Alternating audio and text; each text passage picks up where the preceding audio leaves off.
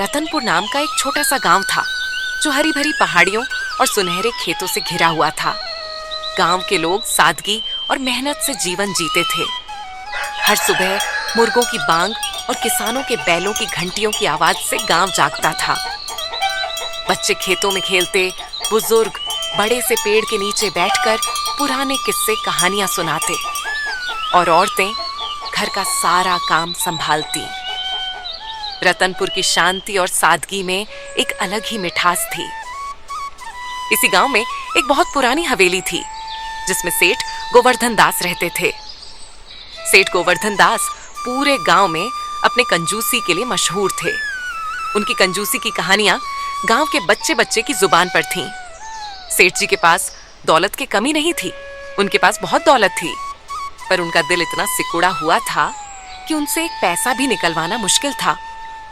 वे हमेशा अपने पैसों को लेकर इतने सतर्क रहते थे कि कोई उन्हें चुरा ना ले।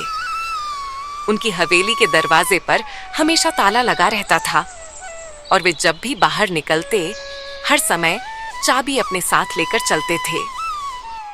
एक दिन की बात है, सेठ गोवर्धन दास अपने कमरे में बैठे हुए थे।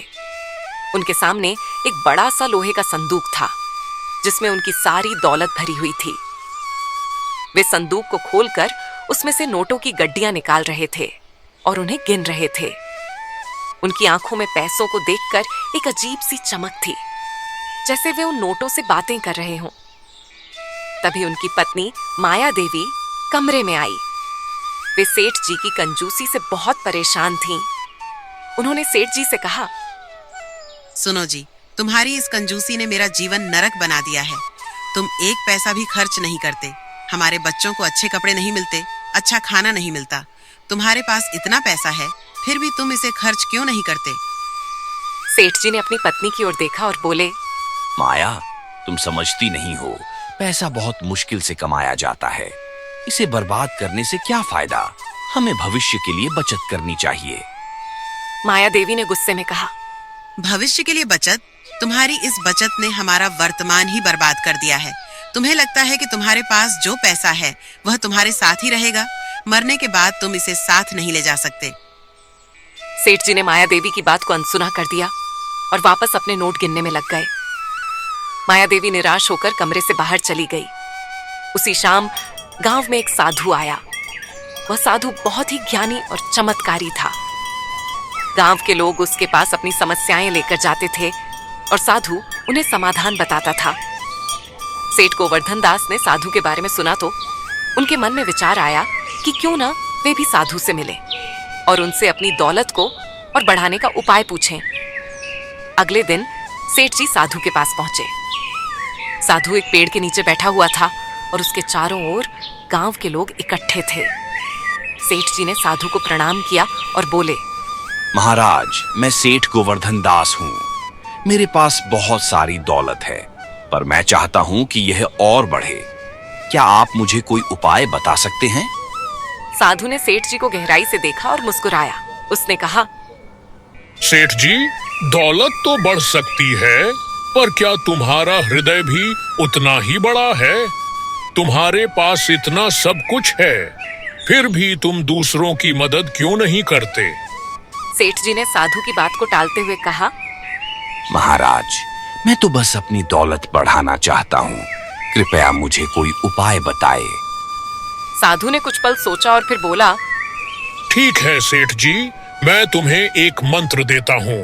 इस मंत्र का जाप करने से तुम्हारी दौलत बढ़ेगी, पर याद रखना, इस मंत्र का जाप करते समय तुम्हें एक काम करना होगा। सेठ जी ने उत्सुकता से पूछा, क्या काम महाराज? साधु ने कहा, तुम्हें हर रोज एक गरीब व्यक्ति को भोजन कराना होगा। अगर तुम ऐसा नहीं करोगे तो यह मंत्र बेअसर हो जाएगा। सेठ जी ने सोचा कि यह तो बहुत आसान शर्त है। उन्होंने साधु से मंत्र लिया और घर लौट आए। अगले दिन से सेठ जी ने मंत्र का जाप शुरू कर दिया। उन्होंने एक गरीब व्यक्ति को भोजन कराने का भी इंतजाम किया, पर सेठ जी की कंजूसी ने उन्हें फिर से पकड़ लिया। उन्होंने सोचा कि क्यों ना वे गरीब को सिर्फ एक रोटी और पानी देकर काम चला लें। इस तरह वे साधु की शर्त को पूरा कर रहे थे, पर उन पर ज्यादा खर्च नहीं हो रहा था। कुछ दिनों तक यह सिलसिला चलता रहा।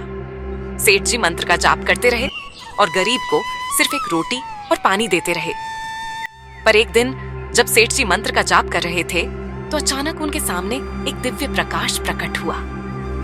उस प्रकाश में से एक आवाज आई, गोवर्धन दास, तुमने साधु की शर्त को ठीक से पूरा नहीं किया है। तुमने गरीब को सिर्फ एक रोटी और पानी दिया है, जबकि तुम्हें उसे पेट भर खाना खिलाना था। तुम्हारी कंजूसी ने तुम्हें अंधा बना दिया है।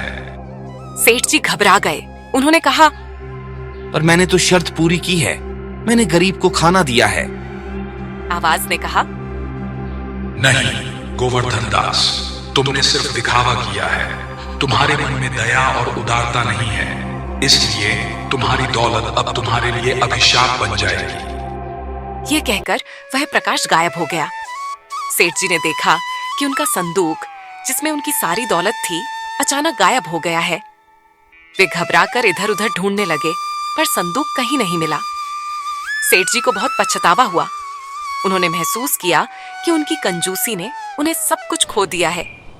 वे साधु के पास गए और उनसे माफी मांगने लगे। सेठ जी ने कहा, महाराज, मैंने गलती की है।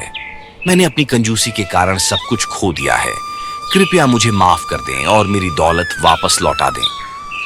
साधु ने सेठ जी को देखा और कहा, गोवर्धन दास, तुम्हारी दौलत तुम्हें वापस मिल सकती है, पर इसके लिए तुम्हें अपने हृदय को बदलना होगा।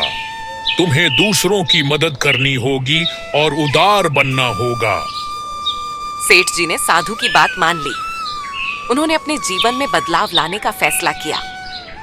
उन्होंने गांव के गरीबों की मदद करनी शुरू की।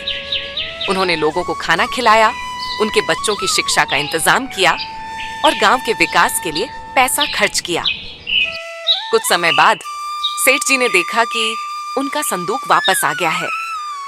उनकी दौलत उनके पास लौट आई थी, पर इस बार सेठ जी ने उस दौलत को सिर्फ अपने लिए नहीं, बल्कि दूसरों की मदद के लिए इस्तेमाल किया।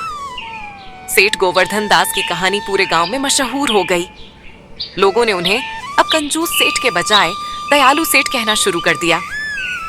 सेठ जी ने महसूस किया कि असली खुशी पैसों में नहीं, बल्कि दूसरों की मदद करने में है। और इस तरह सेठ गोवर्धन दास ने अपनी कंजूसी को त्याग कर एक नया जीवन शुरू किया, जिसमें उदारता और दया का स्थान सबसे ऊपर था।